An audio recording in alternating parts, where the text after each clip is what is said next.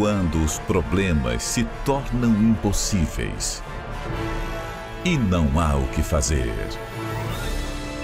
Existe apenas um lugar para onde ir: Sinai, o Monte dos Impossíveis.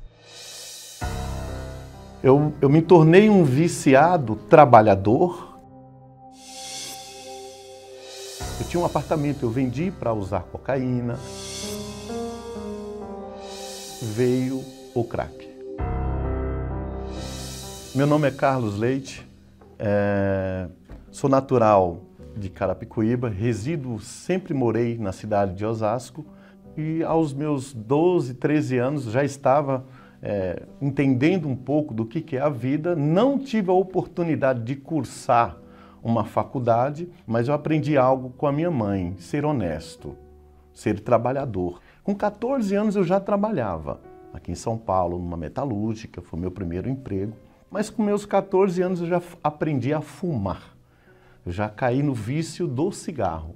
Cigarro, automaticamente, uma coisa vai puxando a outra, e aí eu já me tornei, também bebia muito.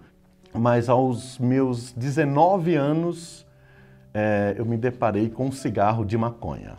E quando menos esperei, da maconha, eu já era um viciado com meus 20 e poucos anos na cocaína. Eu me tornei um viciado trabalhador, que as pessoas olhavam, não conseguia encontrar que eu era um viciado, nem eu mesmo.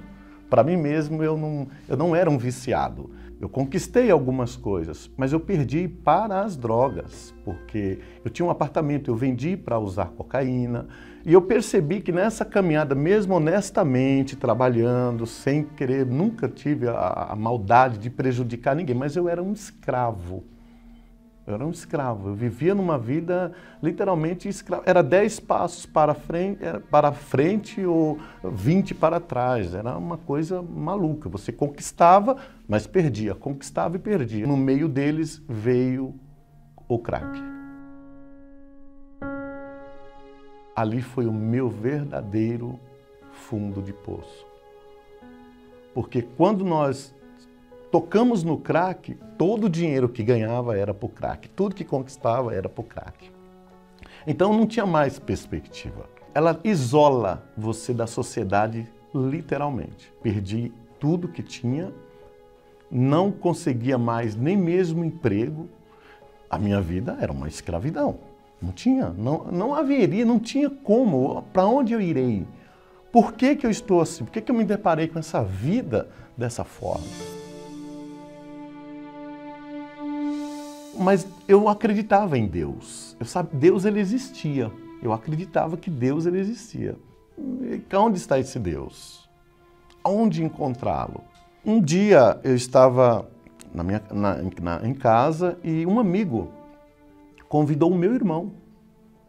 Ele conhecia meu irmão. Convidou meu irmão: olha, vai ter uma reunião especial na igreja. Vamos lá. Ele não me convidou. Ele convidou o meu irmão. E o meu irmão me convidou. Quando eu saí daquela reunião, a igreja era próxima à minha casa, 1 quilômetro mais ou menos, uns 1000 metros. Eu desci a pé, fui a pé para minha casa, eram umas 9 horas, 9h30 da noite. Para mim, era como se fosse o meio-dia.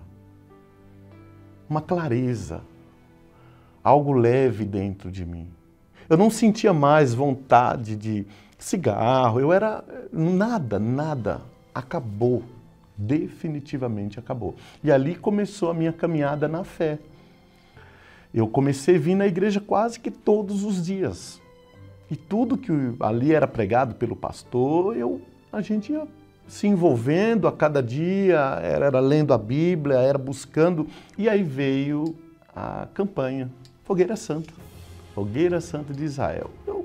Eu fiquei me perguntando, fogueira, mas o que é uma fogueira que se acende? Né? Só que a gente foi aprendendo e tudo que o pastor dizia, nos ensinava, qual seria o propósito, qual que seria o diferencial, o que a Fogueira Santa representava dependia exclusivamente da fé de cada um. Por mais que o pastor passava a fé, nós nos lançávamos, porque eu pensei comigo, o que eu tenho que fazer para chamar a atenção de Deus, para provar que eu realmente creio, estou na fé? Então eu teria que me lançar. Eu vi aqueles testemunhos, eu falei, não, mas se aconteceu com ele, vai acontecer comigo também. Porque até que Deus, ele não faz exceção de pessoas, ele não escolhe, é nós que temos que fazer com que Deus faz a parte dele, mas primeiro eu, né? Eu tenho que fazer a minha parte. Eu entendi muito bem.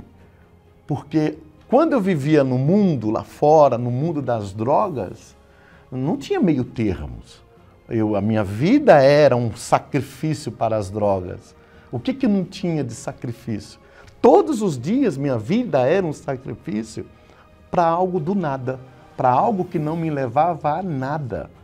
Então, quando eu ouvi isso do altar, que eu tinha que sacrificar, que Deus ia me honrar, eu não medi esforços. Eu falei, então esse é o caminho. A primeira vez que eu subi no altar, eu desci com uma certeza que eu ia vencer. Não tinha como. Eu não desci com insegurança ou um vazio dentro de mim, ao contrário, com uma certeza de vitórias.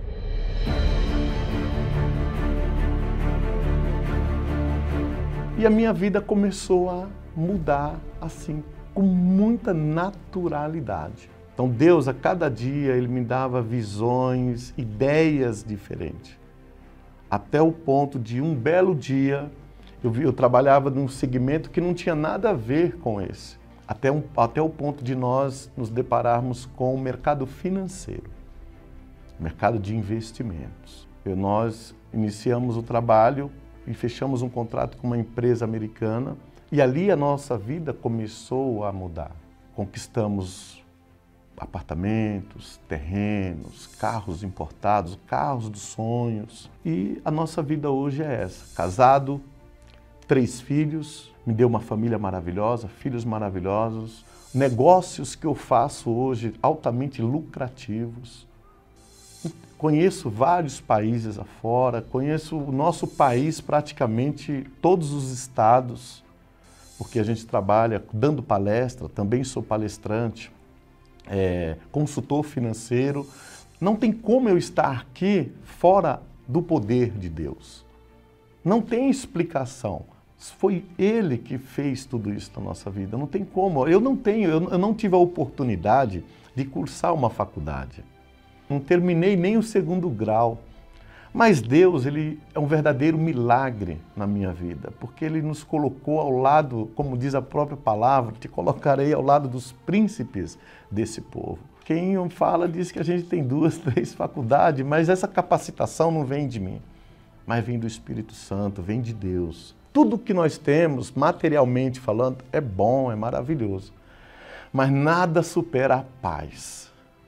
O Espírito Santo, a paz que nós temos hoje, a harmonia dentro da nossa casa. Hoje eu tenho uma família maravilhosa, minha esposa, meus filhos. Eu não...